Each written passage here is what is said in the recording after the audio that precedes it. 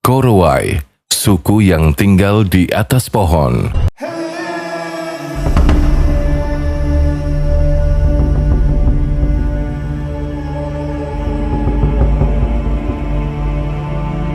Di tengah rimbunnya hutan belantara, sekelompok orang menjalani hidup berdampingan dengan alam selama bertahun-tahun.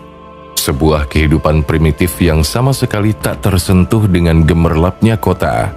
Dan inilah Korowai, suku pedalaman yang penduduknya tinggal di atas pohon.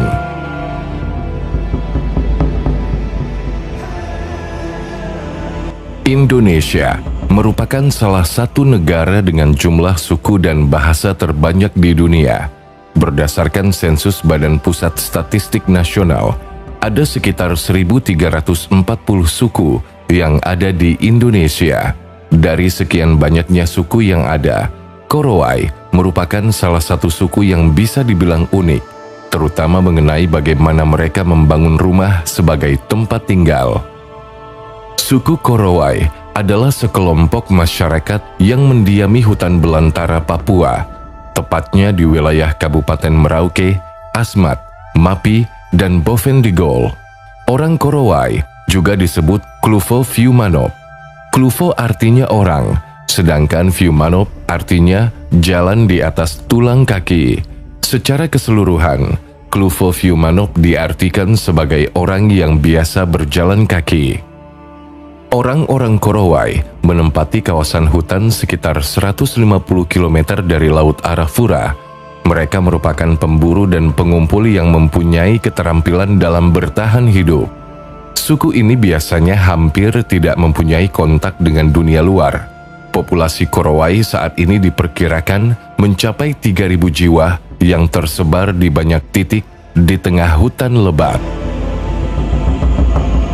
Daya tarik utama dari suku ini tentu dari rumah yang mereka tempati. Orang Korowai tinggal di sebuah rumah pohon yang mereka sebut sebagai rumah tinggi atau rumah sim.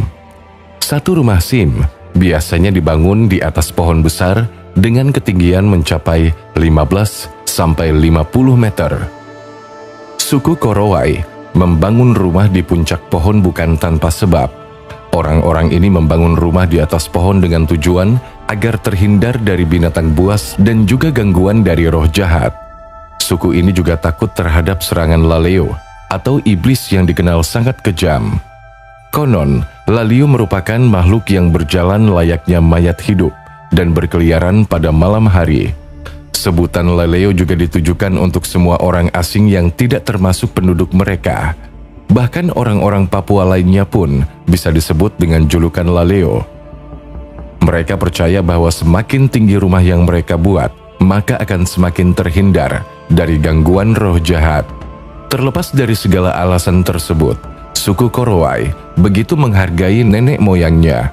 Oleh karena itu, mereka menganggap bahwa rumah tinggi tersebut merupakan warisan dari leluhur yang harus tetap dilestarikan, sehingga mereka akan tetap merasa nyaman dan aman meskipun harus bersusah payah memanjat pohon yang sangat tinggi.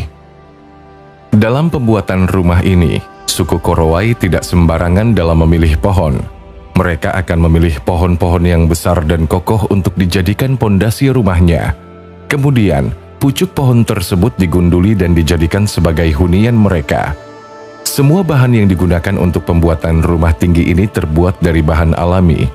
Kerangka rumahnya pun terbuat dari batang-batang kayu kecil, sedangkan lantainya menggunakan cabang pohon. Kemudian, mereka memanfaatkan kulit pohon sagu dan daun hutan sebagai dinding serta atap rumahnya. Setelah itu semua, bahan tersebut diikat menggunakan tali yang berasal dari ranting atau akar yang kuat. Biasanya, pembuatan rumah pohon ini bisa memakan waktu sekitar 7 hari.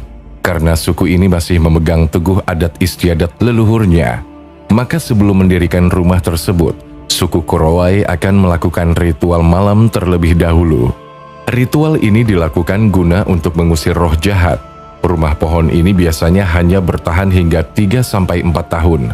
Hal tersebut dikarenakan rumah mereka hanya terbuat dari bahan-bahan alami. Meski tinggal di tengah kepungan belantara, orang Korowai tetap dapat bertahan hidup dan eksis hingga hari ini. Mereka memanfaatkan hutan yang lebat sebagai sendi-sendi kehidupan. Ada banyak cara yang dilakukan agar mendapatkan sumber makanan, mulai dari berburu, mengumpulkan buah dan umbi, hingga memanfaatkan pohon sagu sebagai sumber makanan pokok. Sagu memang dikenal sebagai salah satu makanan pokok orang Papua, tak terkecuali bagi orang-orang suku Korowai. Apalagi pohon sagu dapat dengan mudah ditemukan di area hutan Papua. Ada beberapa tahap hingga pohon sagu dapat mereka konsumsi. Biasanya pria suku Korowai akan memilih pohon sagu yang sudah tua untuk ditebang. Bermodalkan tombak kayu dan parang, dalam waktu singkat mereka mampu menumbangkan pohon sagu berukuran besar. Selanjutnya, lapisan keras luar pohon dikuliti hingga menyisakan bagian dalam. Bagian dalam pohon sagu inilah yang dimanfaatkan sebagai bahan makanan. Menggunakan alat tradisional yang terbuat dari kayu dan bambu, pohon sagu lalu dicacah hingga membentuk serpihan-serpihan kasar. Selanjutnya, serpihan pohon sagu itu disaring dengan bantuan alat khusus yang mereka buat dari pelepah pohon sagu dan kain tipis sebagai penyaring. Dari proses ini, saripati pohon sagu dipisahkan dari ampasnya. Saripati pohon sagu inilah yang selanjutnya dikonsumsi sebagai bahan makanan pokok mereka. Orang Korowai biasanya memasak sagu dengan cara paling sederhana, yakni dengan cara dibakar. Untuk melengkapi hidangan, mereka terkadang juga mencampurkannya dengan sayuran dan ulat sagu. Sementara itu, hewan seperti babi dan anjing hutan dijadikan sebagai hewan peliharaan. Bagi mereka, babi memiliki nilai sosial dan hanya akan dibunuh pada saat ritual serta acara-acara khusus. Sedangkan anjing, mereka gunakan sebagai hewan untuk berburu. Panah adalah senjata utama mereka saat berburu. Biasanya mereka akan menangkap hewan apapun yang mereka temui di dalam hutan. Metode lain yang mereka lakukan untuk memenuhi kebutuhan hidup adalah dengan cara menangkap ikan. Bermodalkan racun alami dari tumbuhan, mereka dapat dengan mudah menangkap ikan di sungai-sungai kecil yang mengalir di tengah hutan.